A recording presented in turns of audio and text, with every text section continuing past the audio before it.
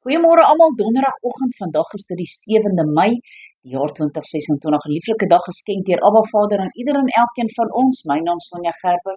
Vandag wil ek so 'n bietjie vir julle vra, is jy 'n navolger van God? Dien jy God met jou alles? Hoe is ons navolgers van God? Ons loof en prys hom, ons sing lofliedere aan hom, ons wandel in sy woord, ons neem sy woord ernstig op en ons doen wat sy woord van ons verlang. Dan is ons ware navolgers van God. Maar kom ons hoor gou-gou wat sê God se woord vir ons hier in Psalm 135.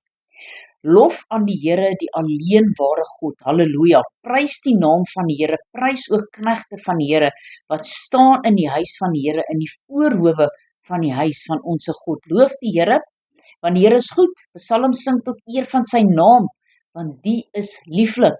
Want die Here het Jakob vir homself uitverkies, Israel as sy eiendom. Waarlik, ek weet dat die Here groot en ons God bo alle gode is. Alles wat die Here behaag, doen hy in die hemel en op die aarde, in die see en in die dieptes.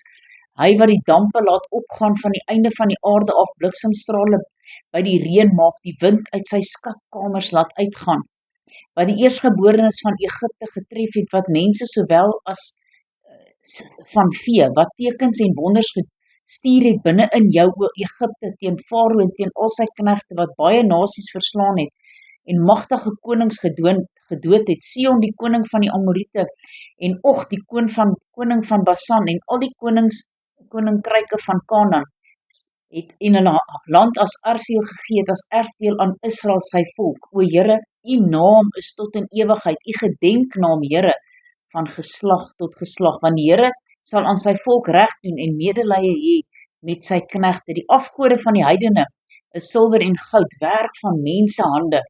Hulle het 'n mond, maar hulle praat nie, hulle het oë, maar hulle sien nie, ore en hulle hoor nie. Ook daar is geen asem in hulle mond nie. Die wat hulle gemaak het, sal net soos hulle word, elkeen wat op hulle vertrou. Huis van Israel, loof die Here. Huis van Aaron, loof die Here. Huis van Levi, loof die Here. Julle wat die Here vrees, loof die Here. Geloof sy die Here uit Sion, wat hy in Jerusalem woon. Halleluja. Efesiërs 5, hier vanaf verse 1. Wees navolgers van God soos geliefde kinders en wandel in liefde soos Christus ons ook lief gehad het om hom en hom vir ons oorgegee het as 'n gawe en 'n offer aan God, 'n lieflike geur. Maar hoerery en allerlei onreinheid en hebsug moet onder julle selfs nie eens genoem word nie, soos dit die heiliges betaam, ook nie gemeenheid en dwaas of lawwe praatjies, wat nie pas nie, maar liewer danksegging, want dit moet julle weet, dat geen hoereerder of onrein of gierigaard, wat 'n afgode dienaar is, 'n erfdeel het in die koninkryk van Christus en van God nie. Laat niemand julle met ydelle woorde verlei nie, want daardeur kom die toorn van God oor die kinders van die ongehoorsaamheid.